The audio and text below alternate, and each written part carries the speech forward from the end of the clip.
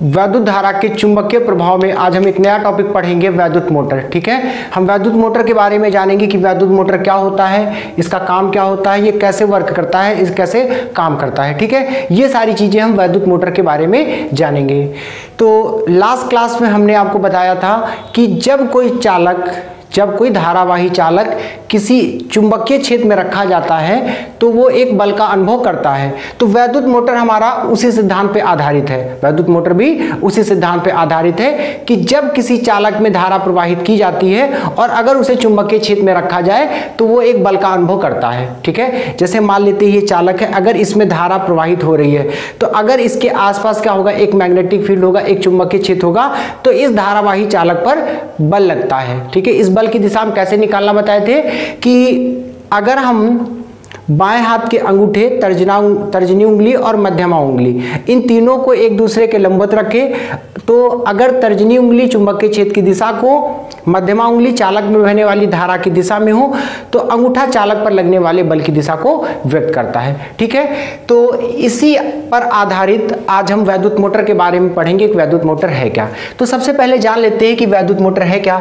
वैद्युत मोटर एक ऐसी युक्ति या कह सकते हैं ऐसी मशीन है जो वैद्युत ऊर्जा को यांत्रिक ऊर्जा में बदलती है। बहुत सारे यांत्रिक कार्य हैं जहां पे हम वैद्युत मोटर की सहायता से आसानी से कर पाते हैं। तो एक वो क्या करती है, वैद्युत ऊर्जा लेकर हमें यांत्रिक ऊर्जा देती है, यानी कि वैद्युत ऊर्जा को यांत्रिक ऊर्जा में करती है। जैसे पानी वाला पंप है, पानी को हम खींचने के लिए क्या यूज करते हैं, वाटर पंप यूज करते हैं। वो क्या करता है, उसमें एक मोटर लगी होती है जो क्या करता है, वैद्युत ऊर्जा लेके पानी को ऊपर खींचता है। तो इस प्रकार वैद्युत मोटर क्या करती है, वैद्युत ऊर्जा लेकर यांत्रिक ऊर्जा में बदलती है। ठीक है, तो वैद्युत मोटर है क्या, हम जान चुके हैं। वैद्युत मोटर एक ऐसी युक्ति है, एक ऐसी मशीन है जो वैद्युत ऊर्जा को यांत्रिक ऊर्जा में बदलती है। उस यांत्रिक ऊर्जा का उपयोग हम विभिन्न यांत्रिक कार्यों के लिए कर सकते हैं। ठीक है, अब देखते हैं इसका सिद्धांत क्या है। ठीक है, सिद्धांत वही जो भी आपको बताया हमने कि जब किसी चालक को एक चुंबकीय क्षेत्र में रखा जाए तो वो एक बल का अनुभव करता है। अब अगर चालक की जगह एक बंद लूप हो, ऐसे समझ सकते हैं। ठीक है, चालक की जगह एक बंद लूप हो, तो जैसे मान लेते हैं इसमें धारा इस तरफ से जा रही है, ठीक है, ए से बी की तरफ, तो इसमें फिर बी से सी की तरफ, फिर यहाँ पे धारा की दिशा क्या होगी, सी से डी की तरफ होगी, इस तरीके से होगी, है ना। अगर इस लूप में धारा प्रवाहित हो रही है, जैसे हमने बात की थी एक चालक खंड में धारा की, है ना, कि अगर किसी चालक खंड में धारा प्रवाहित होती है और अगर वो चुंबकीय क्षेत्र में रखा है तो उस पर एक बल लगता है। अब चलिए यहाँ पे हम निकालते हैं बल की दिशा। मान लेते हैं यहाँ पर चुंबकीय क्षेत्र की दिशा ये है। ठीक है, ये क्या है, मैग्नेटिक फील्ड की डायरेक्शन हो गई। ठीक है, तो अब इस चालक पर बल की दिशा क्या होगी, देखिए ये मैग्नेटिक फील्ड की डायरेक्शन में हो गया और ये किधर हो गया, धारा की दिशा में। तो इस पर बल क्या लग रहा है, अंदर की तरफ। भुजा AB पर बल किधर लग रहा है, अंदर की तरफ। वही भुजा CD पे देखते हैं बल किधर लगेगा। अब इसमें धारा की दिशा क्या है, नीचे की तरफ, तो CD पे बल क्या होगा, बाहर की तरफ। फिर से एक बार समझ लेते हैं फ्लेमिंग के बाएं हाथ के नियम से। ये अंगूठा किसको प्रदर्शित करेगा, बल को, तर्जनी उंगली चुंबकीय क्षेत्र की दिशा को, मध्यमा उंगली वैद्युत धारा की दिशा को। तो यहाँ पे देखते हैं ये तर्जनी उंगली किसको प्रदर्शित कर रही है, चुंबकीय क्षेत्र की दिशा को, ये मध्यमा उंगली वैद्युत धारा की दिशा को, तो अंगूठा क्या बता रहा है, चालक पर लगने वाले बल की दिशा को। यानी कि इस फिगर के हिसाब से इस पर जो चुंबकीय क्षेत्र AB पे लगेगा, अंदर की तरफ लगेगा। वही CD पे चुंबकीय क्षेत्र किधर लगेगा, बाहर की तरफ लगेगा। अब AB पर बल अंदर की तरफ लग रहा है, CD पे बल बाहर की तरफ लग रहा है। तो अगर ये दोनों भुजाओं की लंबाइयां बराबर हों, धारा बराबर ही होगी, अगर I धारा यहां से प्रवाहित हो रही है तो उधर से भी I धारा ही आएगी, धारा भी बराबर है, दोनों का मैग्नेटिक फील्ड से कोण भी क्या है, बराबर है। तो इस तरीके से दोनों पे बल जो F1 और F2 लगेंगे दोनों परिमाण में क्या होंगे, बराबर होंगे, लेकिन दोनों की दिशाएं क्या होंगी, विपरीत दिशा में होंगी। तो इस तरीके से ये क्या करते हैं, एक बल युग्म बनाते हैं। यानी कि अगर किसी लूप को किसी एक समान चुंबकीय क्षेत्र में रखा जाए तो उस पर क्या लगने लगता है, एक बल युग्म लगता है। और बल युग्म की प्रवृत्ति कैसी होती है, जैसे बल किसी वस्तु को स्थानांतरीय गति देता है, वैसे बल युग्म कैसी गति देता है, घूर्णन गति देता है। और इस घूर्णन गति के कारण ये क्या होगा, ये घूमने लगता है। ठीक है, यही क्या है, वैद्युत मोटर का सिद्धांत है कि जब किसी लूप में या कुंडली में धारा प्रवाहित की जाती है तो उस पर विपरीत दिशाओं में दो बल लगते हैं जो बलयुग्म बनाते हैं, और इस बलयुग्म के कारण इस लूप की प्रवृत्ति कैसी हो जाती है, एक स्थिर अक्ष के परितः घूर्णन करने की प्रवृत्ति हो जाती है, एक स्थिर अक्ष के परितः घूर्णन करने की प्रवृत्ति हो जाती है, जिसके कारण ये क्या करने लगती है, एक स्थिर अक्ष के परितः घूर्णन करने लगती है। ठीक है, तो ये तो हो गई बात वैद्युत मोटर के सिद्धांत की। अब नेक्स्ट देखते हैं वैद्युत मोटर बनता क्या है, इसके कौन कौन से मुख्य भाग होते हैं। तो जैसा कि सिद्धांत बताया कि एक समान चुंबकीय क्षेत्र में किसी लूप को, अगर लूप को रखकर उसमें धारा प्रवाहित की जाए तो उस पर बलयुग्म लगता है और वो घूमने लगती है। ठीक है, लूप या कुंडली घूमने लगती है। तो सबसे पहली चीज यहाँ पे क्या होना चाहिए, एक मैग्नेटिक फील्ड होना चाहिए। ठीक है, यानी कि चुंबकीय क्षेत्र होना चाहिए। ठीक है, क्या होना चाहिए, चुंबकीय क्षेत्र होना चाहिए। तो वैद्युत मोटर में दो प्रबल चुंबकीय ध्रुवखंड लगे होते हैं जिसके द्वारा यहाँ पे एक समान चुंबकीय क्षेत्र स्थापित किया जाता है। जैसे देखिए आप फिगर में हमने, ये एक चुंबकीय ध्रुवखंड N है, ये चुंबकीय ध्रुवखंड S है, इन दोनों के बीच में यहाँ पे एक प्रबल चुंबकीय क्षेत्र स्थापित किया गया है। ये जो लाइंस हैं इनसे हम क्या बता रहे हैं यहाँ पे कि यहाँ पे मैग्नेटिक फील्ड है, यहाँ पे चुंबकीय क्षेत्र है। इन ध्रुवखंडों की सहायता से इसके बीच में एक चुंबकीय क्षेत्र, एक प्रबल चुंबकीय क्षेत्र स्थापित किया गया है। अब इसके बीच में है ना एक कुंडली या लूप रखा जाता है जिसमें धारा प्रवाहित की जा सके, क्योंकि कॉन्सेप्ट यही है कि जब लूप को चुंबकीय क्षेत्र में रख के धारा प्रवाहित की जाएगी तो वो घूमने लगेगा। तो इस लूप को इस चुंबकीय ध्रुवखंड के मध्य इस तरीके से रख दिया जाता है, जैसे चित्र में दिखा रहे हैं। ये एक आयताकार कुंडली होती है ना भाई। अगर हमें ज़्यादा आघूर्ण उत्पन्न करना है, ज़्यादा तेजी के साथ मोटर को घुमाना है, तो एक लूप से काम ना होके क्या किया जाता है, कई फेरों से मिलाकर एक कुंडली तैयार कर ली जाती है। इस कुंडली को ही हम क्या कहते हैं, आर्मेचर कहते हैं। ठीक है, अब इस कुंडली के दोनों सिरे एक वलय है ना, एक किसी धातु के छल्ले से जुड़े होते हैं जो बीच से कटा होता है। ये छल्ले कैसे होते हैं, अर्धवृत्ताकार होते हैं। कारण क्या है, देखिए जब ये कांटेक्ट में होगा तो धारा इससे जाएगी, नेक्स्ट आधे चक्र में क्या होगा, ये वलय घूम के इधर आ जाएगा, ये वलय घूम के इधर चला जाएगा। ठीक है, और जहां पे ये वलय परिपथ से जुड़ते हैं उसे हम क्या कहते हैं, ब्रुश कहते हैं। तो ये तो हो गई बात किसकी, संरचना की। एक बार फिर से रिपीट कर देते हैं। आप सिद्धांत समझिए, संरचना अपने आप समझ में आ जाएगी। सिद्धांत क्या कहता है कि प्रबल चुंबकीय क्षेत्र में किसी कुंडली या आर्क को रखने पर उस पर एक बलाघूर्ण लगता है। यही कॉन्सेप्ट हमारा, बलाघूर्ण लगेगा तो कुंडली घूमेगी, कुंडली के घूमने से घूर्णन होगा जिसे हम यांत्रिक ऊर्जा में कन्वर्ट कर सकते हैं। तो चुंबकीय क्षेत्र उत्पन्न करने के लिए क्या होता है, एक प्रबल चुंबक होता है जिसे हम क्या कहते हैं, क्षेत्र चुंबक कहते हैं। और जो कुंडली होती है जिसमें हम धारा प्रवाहित करेंगे है ना, जिसके कारण उस पर बलयुग्म लगेगा और वो घूर्णन गति करेगी, उसे क्या कहते हैं, आर्मेचर। अब आर्मेचर या कुंडली के दोनों सिरे एक छल्ले से जुड़े होते हैं जो बीच से कटे हुए होते हैं, यानी कि अर्धवृत्ताकार होते हैं। इन्हें हम क्या कहते हैं, विभक्त वलय कहते हैं। और ये जिस स्थान पर परिपथ को टच करते हैं, परिपथ से स्पर्श करते हैं, उसे हम क्या कहते हैं, ब्रश कहते हैं या ब्रुश कहते हैं। ठीक है, चलिए ठीक है। तो संरचना और सिद्धांत सभी को समझ में आ गया। अब हम देखेंगे इसकी कार्यविधि कि वैद्युत मोटर कैसे काम करता है। ठीक है, तो सिद्धांत को फिर से एक बार रिपीट करेंगे कि सिद्धांत क्या कहता है, जब किसी कुंडली में धारा प्रवाहित की जाएगी तो उस पर एक बलाघूर्ण लगेगा। कैसे, जो अभी बता चुके हैं। देखिए बैटरी का पॉजिटिव टर्मिनल हमने इस आर्मेचर के बिंदु ए से जोड़ दिया। ठीक है, अब यानी कि इसमें धारा की दिशा ये होगी, ए से बी की तरफ, बी से सी की तरफ, सी से डी की तरफ। इस तरीके से इसमें धारा प्रवाहित होगी। अब देखते हैं इस धारा प्रवाहित होने के कारण इस पर बल की दिशा क्या होगी। देखते हैं, ये मैग्नेटिक फील्ड आई ऊपर, एफ किधर लगेगा, अंदर की तरफ। तो ए बी पर बल किधर लगेगा, अंदर की तरफ लगेगा।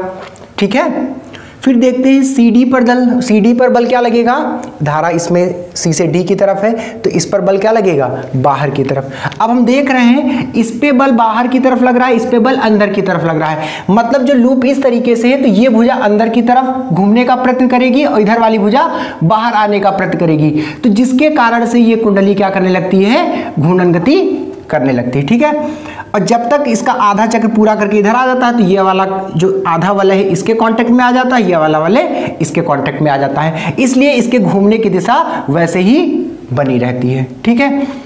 इस तरीके से जब ये कुंडली घूमने लगती है, अब इसे किसी भी हम ऐसे इंस्ट्रूमेंट से जोड़ सकते हैं जहां पे हमें यांत्रिक ऊर्जा को कन्वर्ट करना है, जैसे वाटर पंप से जोड़ना है या वॉशिंग मशीन से जोड़ना है या पंखे का मोटर है ना, तो इसको हम जहां पे भी यांत्रिक ऊर्जा को प्राप्त करना होता है उसी से हम इसकी सॉफ्ट को जोड़ देते हैं, ठीक है। तो सिंपल है, सभी को समझ में आ गया होगा कि वैद्युत मोटर है क्या, एक ऐसी युक्ति या मशीन जो वैद्युत ऊर्जा को यांत्रिक ऊर्जा में बदलती है।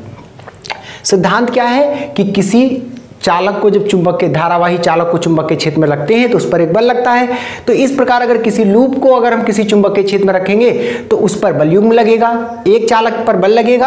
अभी समझाया हमने कि एक चालक पर बल लगेगा, अगर ये क्या हो, एक लूप हो, तो इस पर क्या लगता है, बल युग्म लगता है, यानी कि दोनों भुजाओं पर विपरीत दिशाओं में बल लगता है, जिसके कारण वो घूमने की प्रवृत्ति रखता है, ठीक है। इसी कॉन्सेप्ट को यूज करके वैद्युत मोटर बनाया जाता है। तो इसके लिए हमें एक प्रबल चुंबक के छेद की जरूरत पड़ती है, जिसे हम छेद चुंबक से स्थापित करते हैं, और घूर्णन के लिए हमें एक कुंडली की आवश्यकता होती है। तो जो कुंडली होती है कई फेरों से बनी हुई, उसे हम क्या कहते हैं, आर्मेचर कहते हैं। आर्मेचर के सिरे परिपथ से जोड़ने के लिए विभक्त वलय से जोड़ दिए जाते हैं, जो ब्रूस की सहायता से परिपथ से जुड़े होते हैं, ठीक है। अब इसकी क्रियाविधि लिख सकते हैं, सभी को समझ में आ गया, खुद से चाहे तो लिख सकते हैं। क्या लिखेंगे कि जब परिपथ में कुंजी लगाते हैं, यानी कि स्विच परिपथ को हम ऑन करते हैं, इस स्विच को क्या करते हैं, ऑन करते हैं। तो ऑन करने पे क्या होगा, ए से बी से सी, सी से डी, डी से, इस तरीके से परिपथ में एक धारा प्रवाहित होने लगती है। इस धारा प्रवाहित होने के कारण ए बी पर भी एक बल लगता है और सी डी पर भी बल लगता है। फ्लेमिंग के अगर बाएं हाथ का नियम हम देखें तो ए बी पर लगने वाले बल की दिशा अंदर की तरफ और सी डी पर लगने वाले बल की दिशा बाहर की तरफ होती है। तो इस तरीके से लूप घूर्णन गति करने का प्रयत्न करता है, ठीक है। तो क्रियाविधि भी इसकी हम लिख सकते हैं। तो इसके क्रियाविधि लिख सकते हैं,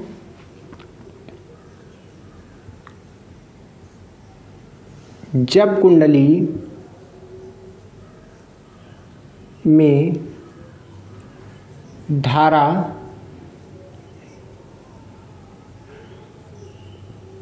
प्रवाहित होती है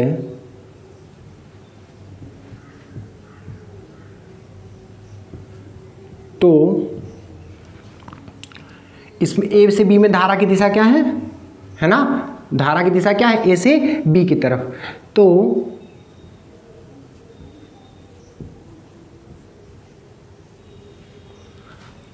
कुंडली की भुजा ए बी है ना, ए बी पर एक बल लगता है अंदर की तरफ, सी डी पर एक बल लगता है बाहर की तरफ, कि भुजा ए बी व सी डी पर लगने वाले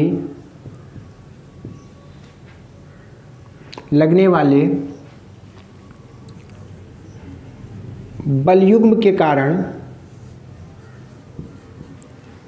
है ना, या लगने वाले बल क्या करते हैं, एक बल युग्म बनाते हैं, एक बल युग्म बनाते हैं, बल युग्म बनाते हैं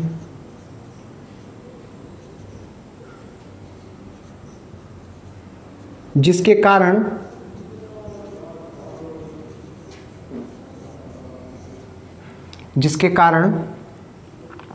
ये क्या करने लगता है, घूर्णन गति करता है, ठीक है। लूप या कुंडली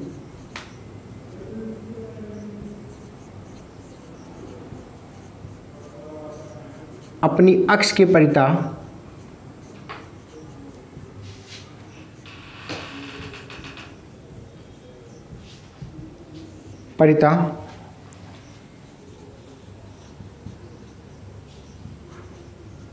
घूर्णन करने लगती है,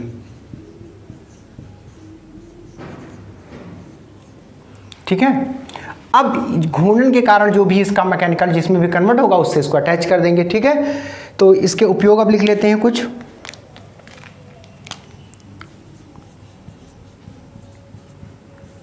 ऐसे जितने भी वैद्युत उपकरण हैं जहाँ पे हमें यांत्रिक कार्य की आवश्यकता होती है, जैसे वाटर पंप है या या वॉशिंग मशीन है ना, उन सभी में वैद्युत मोटर का उपयोग किया जाता है। तो इसके उपयोग लिख सकते हैं कहाँ पे, पंखा,